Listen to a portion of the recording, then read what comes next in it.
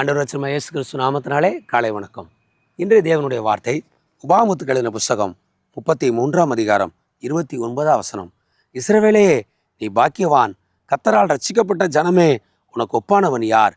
உனக்கு சகாயம் செய்யும் கேடகமும் உனக்கு மகிமை பொருந்திய பட்டயமும் அவரே.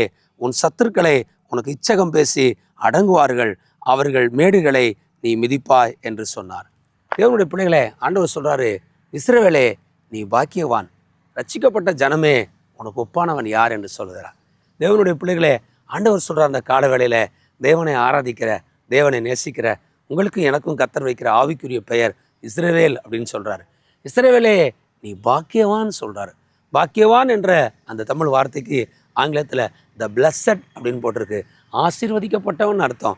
உங்களே என்னையும் பார்த்து ஆண்டவர் சொல்கிறாரு, நீ ஆசீர்வதிக்கப்பட்ட தேவனுடைய பிள்ளை, நீ ஆசீர்வதிக்கப்பட்ட தேவனுடைய மனுஷன், நீ ஆசீர்வதிக்கப்பட்ட தேவ ஜனம். உன்னை பார்த்து சொல்கிறாரு, இஸ்ரவேலே, நீ பாக்கியவான், உனக்கு ஒப்பானவன் இந்த உலகத்தில் யாருமே இல்லை என்று சொல்லுகிறார். தேவனுடைய பிள்ளையை உன்னை குறித்து, உன்னுடைய மற்ற எந்த ஒரு காரியத்தை குறித்து ஒரு நாள் நீ தாழ்வாக பார்க்காத. ஆண்டவர் உன்னை எப்படி பார்க்குறாரு தெரியுமா? ஆசீர்வதிக்கப்பட்ட நபராக பார்க்குறாரு, சிறப்பான நபராக பார்க்குறாரு, முக்கியமான நபராக பார்க்குறாரு. அவர் சொல்கிறாரு, உனக்கு ஒப்பானவன் யாருமே இல்லை என்றார். அது மாத்திரம் இல்லை, கர்த்தருடைய வசனம் சொல்கிறது, அவர் உனக்கு மகிமை பொருந்திய பட்டயத்தை போல இருப்பான்றாரு.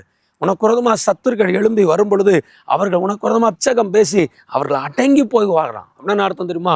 உனக்கு விரோதமாக யாரெல்லாம் எழும்புறாங்களோ, பேசுகிறாங்களோ, உனக்கு விரோதமாக யாரெல்லாம் செயல்படுறாங்களோ அவங்களாம் சீக்கிரம் இச்சகம் பேசி அடங்கி போயிடுவாங்க, அமைதியாகி போவார்கள். வசனம் சொல்லுகிறது, அவர்கள் முனை விழுந்தார்கள் என்று வேதம் சொல்லுகிறது.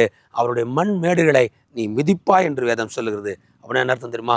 சத்துருக்களை மேற்கொள்வாய், பிரச்சனைகளை மேற்கொள்வாய், எதிர்ப்புகளை மேற்கொள்வாய், பொல்லாத மனிதர்களை மேற்கொள்வாய், தடைகளை நீ மேற்கொள்வாய். அது மாத்திரம் இல்லை, நீ போய் அங்கே வெற்றியாய் நிற்பாய். உன் சத்துருக்களுக்கு முன்பாக ஆண்டவர் உனக்கு ஒரு பந்தி ஆயத்தப்படுத்தி உன் தலையை எண்ணெயால் அபிஷேகம் பண்ணி உனக்கு ஜெயத்தையும் வெற்றியும் கர்த்தர் தருவேன் என்று சொல்கிறார். தேவனுடைய பிள்ளையே, நீ பாக்கியவான், நீ ஆசீர்வதிக்கப்பட்டவன். அது மாத்திரம் இல்லை, எல்லா தடைகளுக்கும் கர்த்தர் உன்னை விலக்கி உனக்கு வெற்றியும் ஜெயத்தையும் தருவார். God bless you. கர்த்தர் உங்களை ஆசீர்வதிப்பாராக.